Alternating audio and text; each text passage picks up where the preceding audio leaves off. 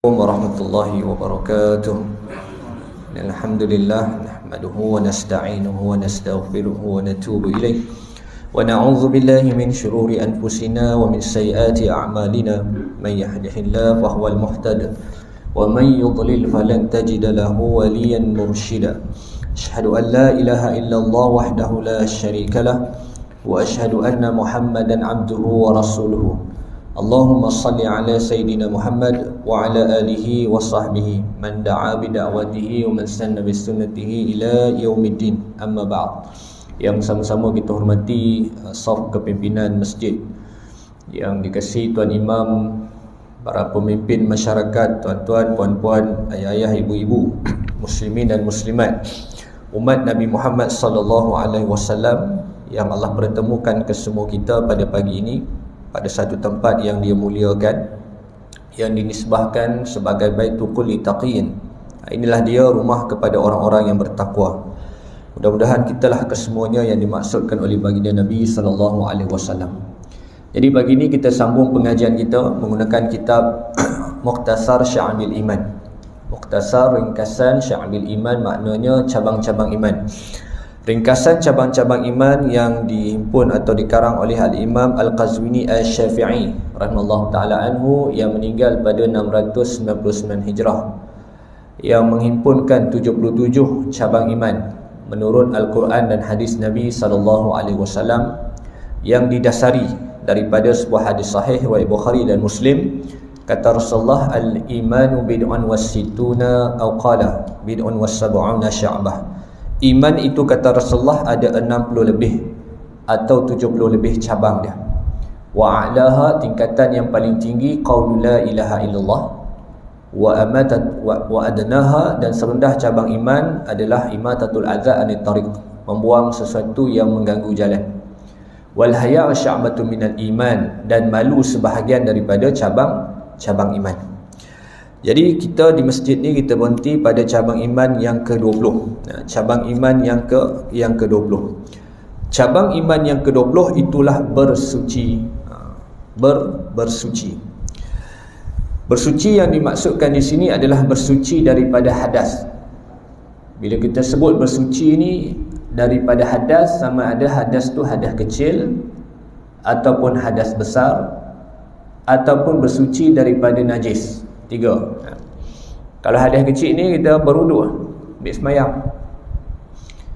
Kalau hadas besar, mandi wajib.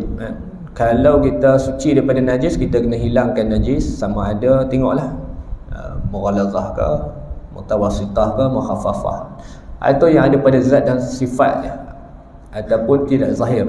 Contoh dia macam kategori najis ainiyah, hukmiyah. Hak ni semua kita belajar dalam kitab fiqh lah.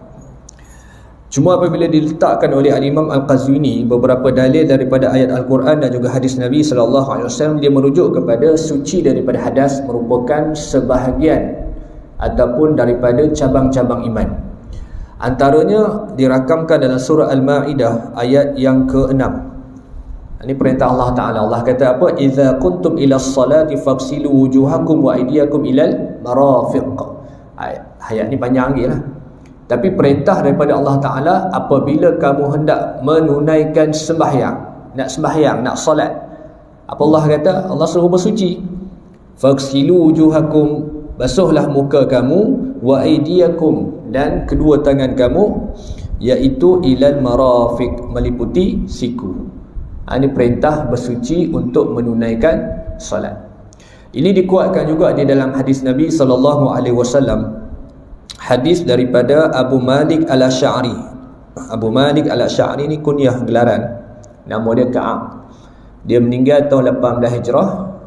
Dia meninggal pada tahun ataupun pada zaman Sayyidina Umar, dan dia juga meninggal disebabkan terkena penyakit taun. Siapa dia? Abu Malik Al-Asy'ari. Ini sahabat Nabi, sahabat Nabi sallallahu alaihi wasallam. Dalam hadis ini Rasulullah menyebutkan beberapa perkara yang berkaitan dengan cabang iman yang kita nak sebutkan, dan juga beberapa perkara yang merupakan penting kepada kita untuk kita beramal. Az-zuhuru syatrul iman, kata Rasulullah. Walhamdulillahi tamla'ul mizan. wa subhanallahi wallahu akbar tamlani aw tamla'u ma bainas sama'i wal ard was salatu nurun was sadaqatun burhanun was sabru diya'un wal qur'anu hujjatun laka aw 'alaika kullun nasi yaghdu faba'i'u nafsuhu famu'tikuha aw mubiquha. Kata Rasulullah SAW yang pertamanya at-tuhuru syatrul iman. At-tuhuru syatrul iman. Bersuci adalah separuh daripada iman. Bersuci adalah separuh daripada iman, sebahagian daripada iman. Di bawah tajuk kita, bersuci adalah cabang-cabang iman. Apa yang dimaksudkan bersuci ni, yakni makna iman secara umum. Makna iman secara umum. Baik. Perintah Allah Ta'ala kita sebut pada ayat Al-Ma'idah tadi. Apabila nak sembahyang, maka bersucilah, berwuduklah dengan basuh muka dan kedua tangan dan kemudian kaki, kedua belah kaki. Dan kalau kita lihat at-tuhuru syatrul iman ini dengan maksud bersuci daripada hadas merupakan syarat sah kepada solat. Apa hujah dia? Antaranya yang berlaku dalam peristiwa hijratun Nabi SAW. Nabi dan para sahabat berhijrah daripada Mekah sampai ke Madinah. Dan di Madinah itu Nabi SAW menetap di sana lah. Sehingga berbelas-belas bulan. Antara disebut 17 bulan, 18 bulan. Apa yang telah berlaku ketika itu, dalam tempoh itu, orang Islam kesemuanya mereka ni ketika mana menunaikan salat, mereka berkiblatkan ke Baitul Maqdis. Walaupun dah berhijrah, ia dah berhijrah. Sehingga turunlah perintah Allah Ta'ala supaya kiblat itu beralih kepada Masjidil Haram, atau lebih khusus spesifiknya Kaabah lah. Sehingga perintah itu.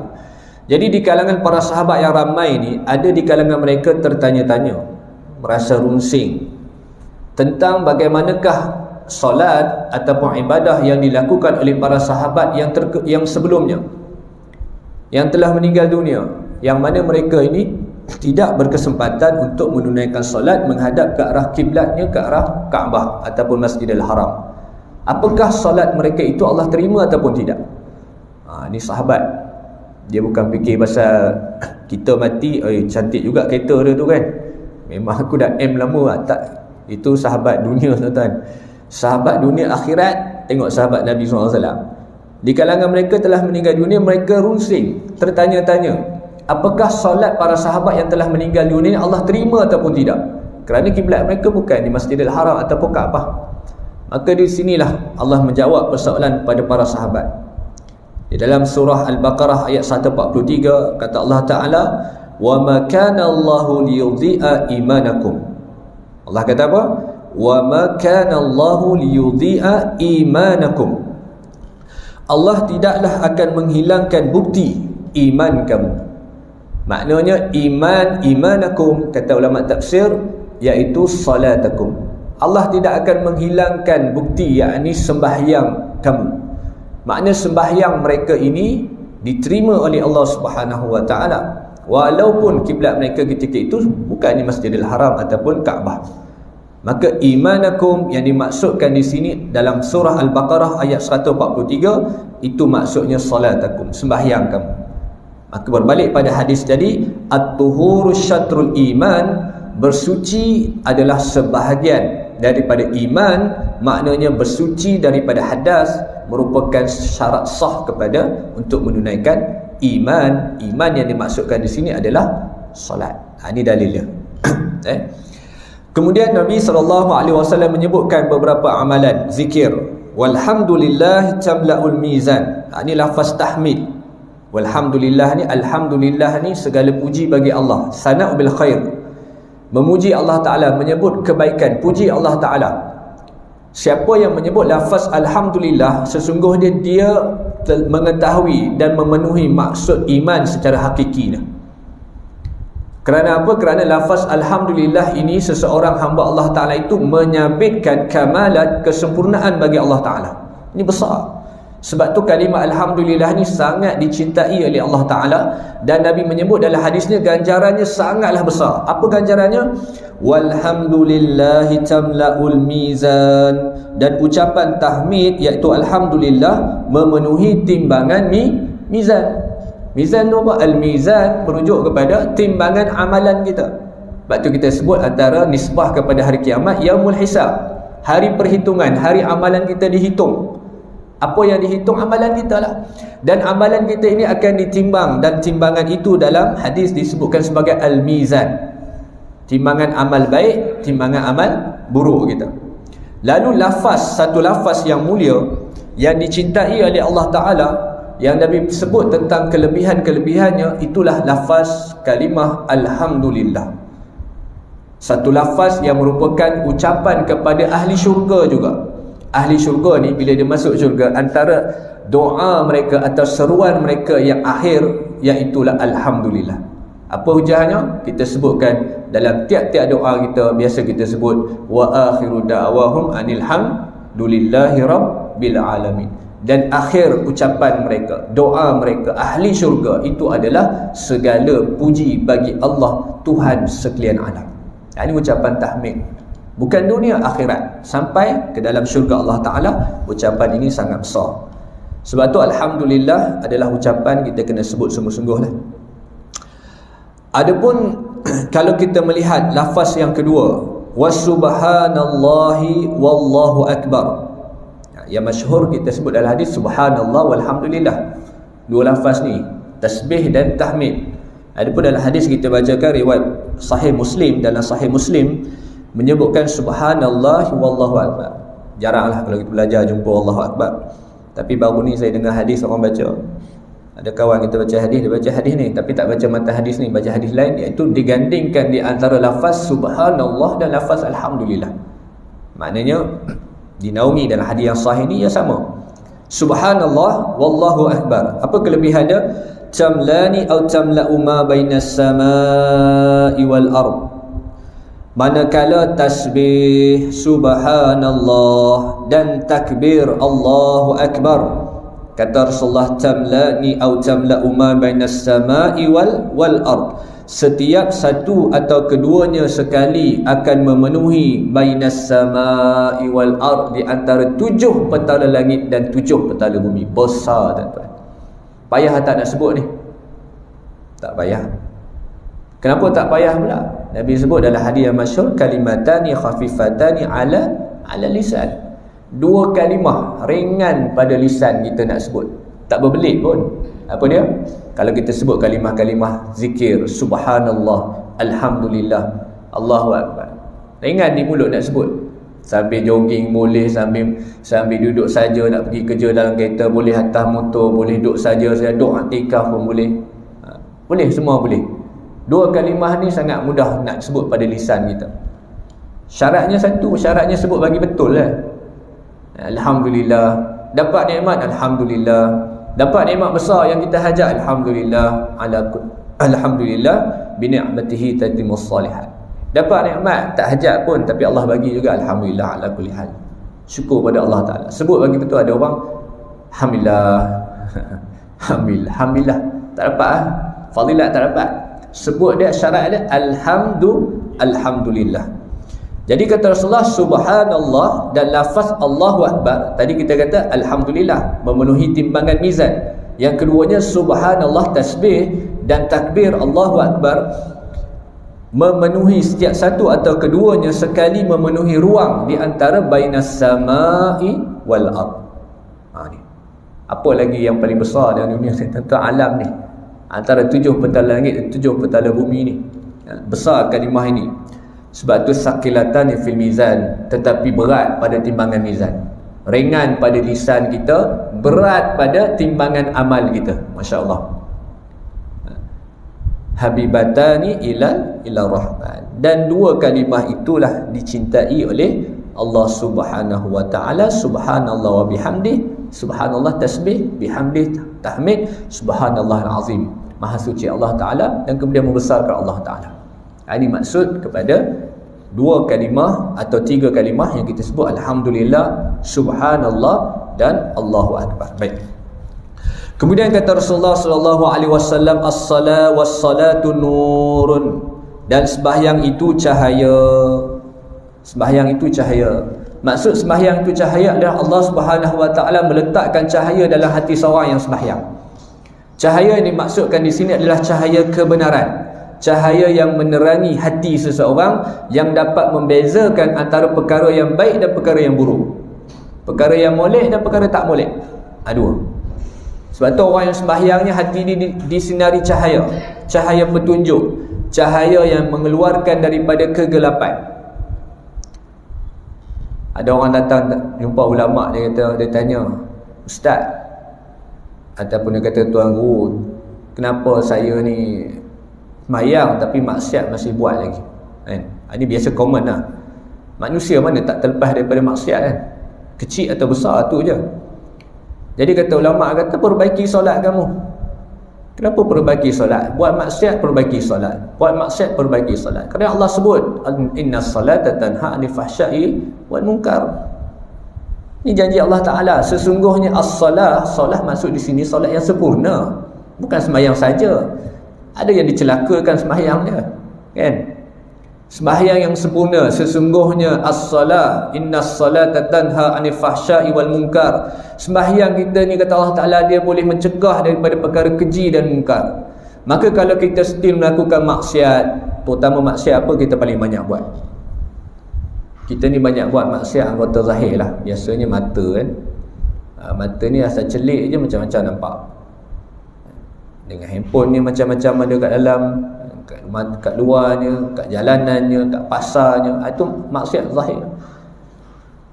Maka kita kena perbaiki sembahyang kita, kerana sembahyang itu adalah sembahyang yang mencegah daripada perkara keji dan munkar. Dan sembahyang yang dimaksudkan di sini adalah sembahyang yang sempurna. Sebab tu kalau kita nak tanya soalan ni, kena tanya diri kita lah. Kenapa aku ni sembahyang, pergi surau, pergi masjid, tapi maksiat buat juga? Mulut ni boleh tahan juga, mata ni boleh tahan juga, telinga ni dengar-dengar juga cerita-cerita orang macam-macam kan. Jadi kita kena perbaiki sembahyang kita, kerana sembahyang itu kata Rasulullah SAW, sembahyang itu cahaya, dia menerangi hati itu. Dan kemudian disebutkan was-sadaqatun burhanun, sedekah itu bukti. Was-sadaqatun burhanun, sedekah itu bukti. Apa maksud sedekah itu bukti? Pada sifat Nabi SAW ada 4, antaranya sidqun, benar.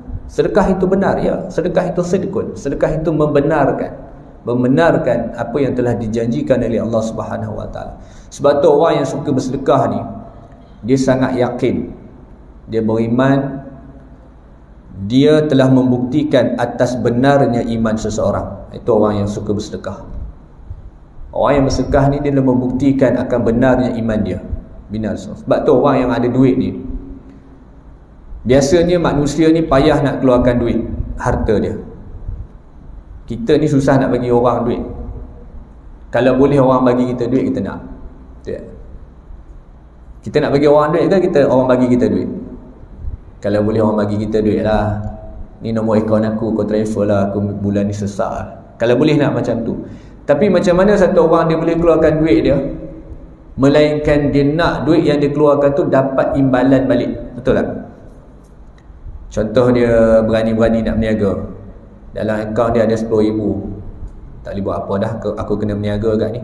Dia pun keluarlah 10,000 dia tu, tapi dia punya hasrat dia apa? Objektif dia apa? Dia punya sasaran apa? Dia kata, aku keluar 10,000 ni, mudah-mudahan aku berniaga dapat balik untung kurang-kurang 50,000 kan. Jadi seseorang bila dia keluarkan harta dia, dia nak imbalan balik pada dia, dan lebih besar daripada apa yang dikeluarkan. Ini fitrah lah, biasalah manusia. Satu benda yang dia keluarkan tu mesti nak satu yang besar. Macam kita invest, kita masuk mana-mana pelaburan, patuh syarak lah. Jadi kita nak supaya dapat balik imbalan tu berbaloi pada kita. Maka sedekah lebih daripada itu. Sedekah itu kita membenarkan janji Allah Ta'ala. Sebab tu kalau orang pergi memancing, kalau kita ni tak reti mancing, kita kawan dengan orang mancing, kita ikut dia lah sekali-sekala kan. Kadang-kadang kita tengok umpan yang digunakan tu, kita rasa, sayanglah umpan kau guna ni. Umpan ni, goreng pun sedap ni. Gulai pun sedap, goreng pun sedap. Rugi, kita rasa rugi. Kita tak reti mancing, tak minat mancing, tak reti mancing. Kata rugilah pakai ikan besar-besar, umpan besar-besar ni. Tapi bagi orang yang memancing, orang mengail ni, dia tak nampak benda tu. Yang dia nampak, dia keluarkan satu modal yang bagus, yang mahal, yang orang kata telio tengok untuk dia mendapatkan imbalan ataupun hasil tangkapan yang lebih besar. mungkin dia nak ngaitan diri ke, kan? Itu atas dunia macam tu lah. Lebih lagi bila sedekah ni, kita keluarkan harta kita ini kerana kita sangat yakin dan beriman apa yang telah dijanjikan oleh Allah Subhanahu Wa Taala kepada orang yang bersedekah. Allah bagi ganjaran besar pada orang sedekah, tak dunia akhirat, tuan-tuan. Sebab tu sedekah itu kata Rasulullah adalah bukti, iaitu merupakan bukti kepada iman seseorang itu. Baik, itu sadaqatun burhanun. Dan kemudian disebutkan was-sabru diyaun, dan sabar itu adalah sinaran. Sabar itu adalah sinaran. Sinaran yang maksud di sini adalah cahaya yang disertai dengan panas. Dia beza dengan nur. Tadi kita sebut salatun nur, sembahyang itu cahaya. Cahaya itu cahayalah terang. Adapun diyaun, cahaya juga tetapi yang disertai dengan panas. Sebab tu dalam kalau bahasa Melayu kita, yang kita nak kaitkan sifat dia cahaya, contoh cahaya lampu lah kot, atau kita tengok satu orang nampak bercahaya contoh. Tapi kalau sinaran ni biasa matahari lah kot, matahari lah, kan? Sinaran matahari, boleh tak sebut cahaya matahari? Boleh, tapi lebih tepat lagi sinaran. Dia cahaya yang disertai dengan panas, itu sinaran. Adapun cahaya as-salatun nur, tu cahaya Allah bagi dalam hati dia supaya dia buat benda baik dan dia tak buat benda yang mungkar. Adapun sabar itu adalah sinaran. Sebab apa? Disertai dengan kepayahan, payah. Sabar ni kena mujahadah, sabar banyak benda, sabar dalam taat, sabar dalam meninggalkan maksiat, sabar dalam dizalimi, disakiti. Walaupun kita mampu membalas, tetapi kita sabar. Nanti kita tengok. Ataupun sabar dalam musibah. 4 sabar. 4 kategori sabar ni. Sebab tu sabar ni kata Rasulullah, was-sabru dhiyaun. Sabar ni sinaran, cahaya yang disertai dengan panas, kerana sabar itu perlu kepada kepayahan, payah. Sabar dalam taat. Baru mula nak dah mula rajin-rajin buat ibadah. Jadi kita kena sabar supaya kita ni ikhlas. Buat ibadah ni bukan sebab bakal mak tua ke, bukan sebab nak tunjuk kat orang ke, bukan sebab nanti aku nak dapat jawatan ni, aku kena tunjuk aku ni rajin. Tak. Sabar satu peringkat lagi, mengerjakan taat supaya seseorang itu tidak berasa malas. Dah kita buat alhamdulillah, mudah-mudahan sabar tak jadi malas, bukan ikut musim. Pergi camp ibadah tuan-tuan, semangat sebulan. Lepas tu dah lama-lama, macam anak-anak remaja kita kan, pergi camp ibadah semangatlah sebulan. Lepas tu kalau tak sabar, dia jadi malas. Tak ada dah qiyam dia, tak ada dah dia sembahyang fardu jemaah, tak ada dah, hilang dah dia. Jadi kita sabar dalam taat, ataupun sabar selepas melakukan taat. Dah sembahyang, dah baca Quran, dah sedekah, sabar. Jangan simpan, kita kena simpan ibadah tu dan jangan cerita kat orang. Ni yang payah. Ni 3 ni. Sama ada kita gagal pada peringkat sabar yang pertama, atau kita gagal pada peringkat sabar yang kedua. Buat ibadah tiba-tiba jadi malas, tak istiqamah dah. Ataupun alhamdulillah kita buat selesai ibadah kita, tapi kita tak sabar, kita cerita kat orang, akhirnya ibadah kita tu tertolak. Kita sembahyang, kita cerita kat orang, malam tadi aku ngantuk lah. Kau nampak mengantuk, muka kau tak cukup tidur lah. Aku bukan apa, malam tadi aku bangun awal, aku tahajud kejap. Wah, dah habis dah cerita kat orang dah. Kan, kena sabar, benda tu kena simpan, benda baik simpan. Pasal ibadah kita ni boleh batal dengan riak, dengan sum'ah, dengan perkara-perkara yang boleh membatalkan ibadah kita lah. Nak nunjuk kat orang, orang puji kita. Riak kan nak pujian manusia. Ataupun sum'ah, nak orang dengar sedapnya suara dia, merdunya bacaan Quran dia, kan? Itu kita kena hati-hati. Sabar dalam perkara taat. Ataupun sabar dalam perkara maksiat. Nak tinggalkan maksiat kena sabar lah. Bukan senang kan. Kena pula kalau satu orang tu, ada satu pakcik tu, anak dia datang jumpa saya. Dia kata, Ustaz, kalau boleh tengoklah ayah saya ni, apa-apa program masjid ke surau ke, suruhlah dia join. Sebab apa? Ayah saya ni suka judi. Dia memang ketagih judi. Jadi pun alhamdulillah, anak bukan orang biasa, anak orang hebat, doktor semua kan, tapi nak buat macam mana ayah dia dah macam tu kan. Jadi Alhamdulillah dah berubah dah sekarang. Tapi nak ceritanya, nak meninggalkan maksiat tu bukan senang lah. Sekejap datang kawan-kawan lama dia, kalau dia berniaga datang kedai dia, mulalah kan, payah kan, kawan lama pun mulalah tarik balik kan. Akhirnya kalau dia tak sabar dalam meninggalkan maksiat dia akan ulang balik kehidupan lama dia. Ini pun penting juga kita nak faham. Bukan sabar dalam perkara taat saja, sabar dalam perkara nak meninggalkan maksiat. Konsisten gitu, supaya kita tak balik pada keadaan asal kita. Sebab tu kata Rasulullah, al-mujahidu man jahadu nafsah. Al-mujahidu, orang yang berjuang ini, mujahid ni adalah orang yang mengalahkan ataupun berperang dengan nafsah, dengan nafsu dia. Itu hakikat orang yang berjuang. Orang yang berjuang, kata Rasulullah SAW, orang yang berjihad ialah orang yang memerangi nafsunya. Ini maksud sabar dalam meninggalkan maksiat. Berperang dengan maksiat tu, berperang nak kalahkan judi tu, nak kalahkan minum arak tu, nak kalahkan suka ambil duit orang ni. Jadi kena berjihad, mujahadah sungguh. Itu hakikat jihad. Meninggalkan nafsu, antara tafsiran kepada jihad yang sebut oleh Nabi SAW ialah jihad melawan nafsu kita lah. Itu yang kedua. Sebab tu kata sabar ni payah. Sabar ni sinaran cahaya yang disertai dengan panas. Bukan senang, tapi ganjarannya besar. Termasuklah sabar dalam perkara untuk kita berdiam diri. Kita ni mampu membalas, tapi contoh orang kata kita, orang fitnah kita, ataupun orang cerita keburukan kita, atau orang hina kita lah, ataupun orang sakiti kita, sama ada dengan perkataan atau tangan dia, dengan dia punya kekuatan dia. Tapi kita mengambil pendekatan sabar, tenang. Sebab tu kata Imam Syafi'i, kata apa? Singa tidak akan membalas salakan anjing. Anjing ni nyala, tapi singa ni hebat, tapi sebab dia sabar. Sebab tu kalau kita kadang-kadang jalan, yalah, manusia ni sekarang wahara kan, kelang kabut, semua nak cepat. Kadang kita jalan terlanggar bahu orang kan. Kalau kawan tu okey lah, tapi ada setengah orang tu dia marah. Kau ni buta ke? Kau tak nampak aku ke? Kau jalan tengok bawah ke? Contoh. Kan dia marah tu. Kita apa? Kita rasa kita betul, dia yang langgar kita. Tapi kalau kita ambil pendekatan sabar yang disebut tadi ni, kita boleh berikhtiar untuk lawan dia, untuk berhujah balik. Ataupun boleh kita nak mungkin lebih daripada itulah, bertumbuk ke apa kan. Tapi kita memilih pendekatan sabar kesusahan ni, besar ganjarannya. Sabar ketika berdebat.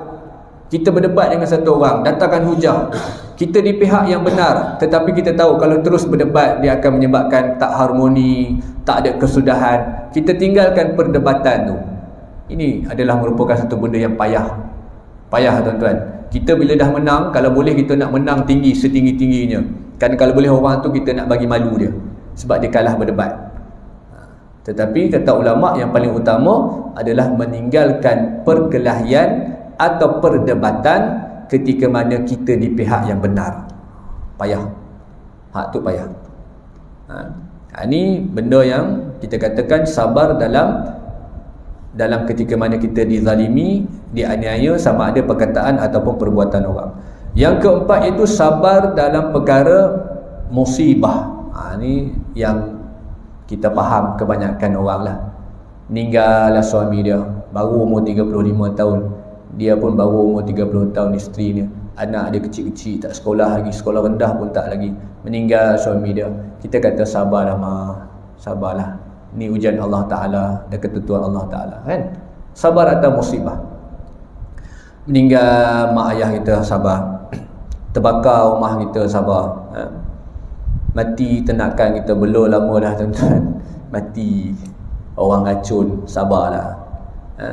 Tanam pokok buah macam-macam, pisang, macam rosak tanaman kita, sabar. Itu semua musibah. Musibah-musibah yang Allah turunkan untuk mengangkat darjat seseorang hamba-Nya. Maka sebab itulah kata Rasulullah SAW, sabru dia, sabar itu adalah sinaran cahaya yang disertai dengan panas. Sebab tu sabar dia kena mujahadah. Orang yang berjihad adalah orang yang berjuang melawan nafsunya. Wal Qur'anu hujjatun laka aw 'alaika, dan Al-Quran itu hujjah, menjadi hujjah bagimu atau ke atasmu. Al-Quran ni boleh jadi dua lah. Sebab tu dalam pengajian kita sebelum ni, cabang Iman 19, memuliakan Al-Quranul Majid. Kita sebut dah, belajar, mengajar, muliakan Ahlul Quran, beriman, mengkaji, tadabbur, merasakan ingin menangis pada janji baik dan azab Allah Ta'ala, janji baik dan buruk Allah Ta'ala. Ini cara kita memuliakan Al-Quranul Majid, Al-Quran yang amat mulia, sempurna. Adapun mereka yang disebutkan oleh Nabi sebagai mahjura, golongan yang mengabaikan Al-Quran, maka bimbang. Waliyazubillah min zalik, kita dan zuriat kita tergolong daripada golongan yang mengabaikan Al-Quran. Tak mau beriman dengan Quran, tak mau dengar Quran, tak mau baca Quran, tak mau mengkaji Al-Quran, dan menjadikan sesuatu yang lain lebih dicintai berbanding Al-Quran. Maka Al-Quran satu hari nanti pada masa yang dijanjikan, kata Rasulullah, dia boleh menjadi hujjah ke atasmu ataupun ke atas kamu. Sama ada dia menjadi peguam kita ataupun menjadi pendakwa raya kita. Pada hari kiamat nanti Allah akan zahirkan. Sebab tu orang yang di atas dunia ni, nak tahu darjat dia naik tak naik ini di sisi Allah Ta'ala, kita tak tahu. Sebab tu dia kata, dinaik, kata ulama, dinaikkan darjat manusia ni, hamba Allah Ta'ala ni, secara maknawiyah ataupun hisiah. Maknawiyah ni atas dunia, di sisi Allah Ta'ala mulia dia. Para awliya Allah berikan karamah mulia, tetapi di sisi pandang manusia biasa je. Penampilan dia, pakaian dia, kebiasaan orang biasa, macam orang yang tak ada apa pun. Tetapi di sisi Allah tinggi. Ataupun nanti yang dijanjikan hasiyah pada hari kiamat, akan dizahirkan golongan yang Allah angkat kemuliaan dia dan Allah hina dengan sesuatu. Allah angkat kemuliaan dia dengan Al-Quran dan Allah hina dia dengan apa yang dilakukan ketika atas dunia dengan Al-Quran. Mahjura. Kullun nasi yaghdu, dan setiap manusia itu berusaha menjual. Faba'un nafsu, menjual dirinya. Famu'tikuha aw mubikuha, ada yang membebaskannya dan ada yang menghancurkannya. Itulah kita atas dunia ni. Sama ada kita ni nak membebaskan diri kita ataupun membebaskan diri kita daripada perkara-perkara maksiat, itu lebih tepat, itu membebaskan diri kita daripada azab api neraka Allah Ta'ala, ataupun apa yang kita buat atas dunia ni adalah untuk menghancurkannya, iaitu menghancurkan diri kita, iaitu mencampakkan diri kita ke dalam api neraka Allah Ta'ala. Inilah perhitungan kita atas dunia ni yang kita buat 24 jam ni. Sama ada kita sedang membebaskan diri kita daripada api neraka Allah Ta'ala, ataupun wa'ina'udzubillah min zalik, kita ni nak mencampakkan diri kita dalam neraka Allah Ta'ala. Dua pilihan. Sebab tu Nabi sebut, setiap manusia itu dia menjual diri dia. Kita ni sedang mempertaruhkan diri kita dalam tempoh yang tak seberapa lama ni. Bukan lama pun, umur kita tak tahu bila kesudahannya. Akhirnya sama ada kita ni membebaskan diri kita ataupun sedang mencampakkan, menghancurkan diri kita. Wallahu a'lam. Jadi kita cuba habiskan sikit lagi hadis Nabi SAW daripada Ibn Umar radhiyallahu anhuma. Abdullah bin Umar, anak kepada Sayyidina Umar Al-Khattab, dalam Sahih Muslim. Kata Rasulullah SAW, la yaqbalullahu salatan bighairi tuhur wala sadaqatan min ghulul. Dua perkara, dua hukum. La yaqbalullahi salatan bighairi tuhur. Allah tidak menerima sembahyang atau Allah tidak menerima salat tanpa bersuci. Orang yang sembahyang dalam keadaan berhadas, Allah tak terima. Sebab itu bersuci itu adalah iman. Bersuci itu adalah cabang iman. Iman masuk dalam hadis yang kita baca, at-tuhuru syatrul iman, itu sembahyang. Orang yang nak menunaikan sembahyang, dia mesti pastikan dia suci daripada hadas. Sama ada hadas kecil atau hadas besar, atau suci daripada najis. Orang yang sembahyang dalam keadaan tak tahu ilmunya tentang hukum taharah ni, tentang berkaitan dengan bersuci, maka sembahyang Allah tak terima. Balik pada tadi, innas salata tanha 'anil fahsya'i wal munkar. Antaranya adalah sembahyang yang sempurna ni mesti cukup syarat sah dia. Tak cukup syarat dia, tuan-tuan, tak sah sembahyang kita. Sebab tu sembahyang kita ni tak beri kesan kepada amalan kita. Tak beri kesan kepada amalan kita. Yang keduanya kata Rasulullah, wala sadaqatan min ghulul, dan tiada sedekah bagi harta daripada harta yang ghulul. Ghulul ni maknanya harta yang khianat. Khianat ni maknanya ambil daripada sumber yang haram. Ada tak orang sedekah dengan sumber yang haram? Ada. Datang masjid, tengok cantik kan, bersusun selipar tu, oh ada selipar mahal tu. Dia ambil selipar tu, dia pergi bawa, dia jumpa kat Kuala Lumpur tu, dia tengok orang gelandangan, nah, pakailah pakcik, kesian saya tengok pakcik ni. Padahal selipar masjid dia ambil tu, tuan-tuan. Sedekah daripada sumber yang haram. Boleh tak? Dia kata boleh apa tak boleh pula. Apa hujah kamu boleh? Kan bukan peristiwa Isra' Mi'raj tu. Nabi SAW naik Mi'raj jumpa Allah Ta'ala. Allah bagi perintah syariat sembahyang 50 waktu turun diganda jadi 5 saja. Tapi Allah kata apa? Setiap satu salat fardu Allah gandakan 10 sama 50. Dalam hadis Nabi menyebutkan, kalau kita dengan mafhumnya, kalau kita buat jahat, niat jahat, Allah tak perintah malaikat catat kejahatan kita. Ni niat ni, aku ni dengki kat dia ni, satgi aku ni aku pancit tayar, niat je. Allah tak tulis kejahatan, tak catat. Tapi bila kita lakukan kejahatan tu, satu kejahatan dicatat, malaikat catat. Sebaliknya, bagi hamba Allah Ta'ala ni, umat Nabi Muhammad SAW, kalau dia berniat melakukan kebaikan, Allah perintah malaikat catat baginya satu kebaikan. Niat saja. Lepas tu kita kena niat baik-baik lah. Niat duduk ni niat baik, lagi niat nak bawa family makan, niat benda baik. Ataupun lepas ni kita niat malam ni nak qiyam, niat saja. Buat belum tentu. Niat je, dapat pahala.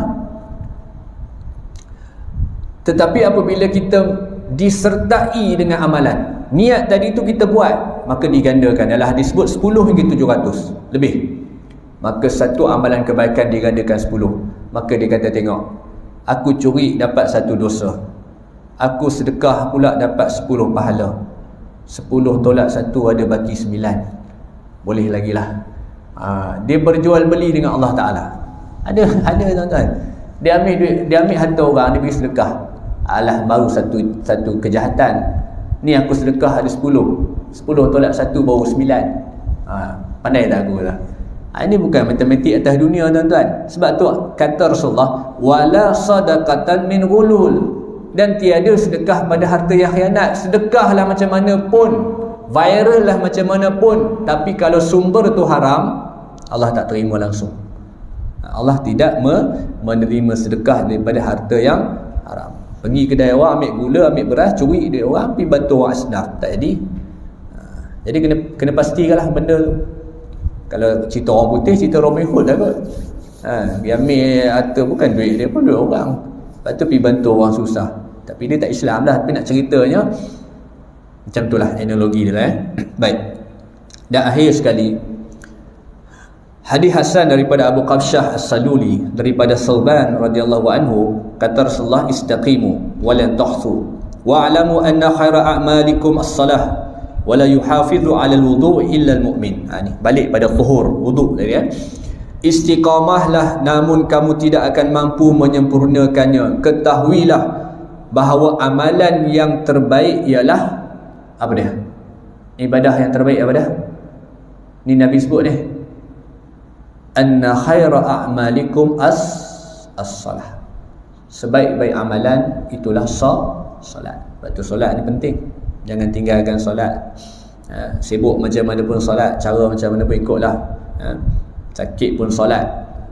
Wala yuhafidhu 'alal wudu' illa al-mu'min, dan tidak ada sesiapa yang dapat menjaga wuduk melainkan orang mukmin. Maknanya antara ciri orang mukmin, tanda orang beriman adalah orang yang menjaga wuduknya untuk melakukan ibadah yang paling utama, iaitu solat. Sebab itu bersuci adalah merupakan cabang-cabang iman. Wallahu a'lam. Jadi inilah antara beberapa perkara yang disebutkan pada kitab kita yang ringkas itu pada cabang iman yang ke-20, iaitu bersuci, dan didatangkan beberapa dalil daripada ayat Quran dan juga beberapa hadis Nabi SAW untuk memahamkan kita tentang maksud. Al-Imam Qazwini meletakkan kesemuanya ini dengan maksud al-taharah, bersuci ini adalah bersuci daripada hadas, merupakan syarat sah kepada solat iman. Jadi insyaAllah akan datang kita masuk pada cabang iman yang ke-21, itulah solat 5 waktu. Akan diuraikan insyaAllah. Meski banyak kekurangan dalam penyampaian, saya mohon ampun dan maaf. Aku liqauli hadza, astaghfirullahalazim. Assalamualaikum warahmatullahi wabarakatuh. Subhanallah bihamdihi, subhanallah. Wal 'asri innal insana lafi khusr illa alladhina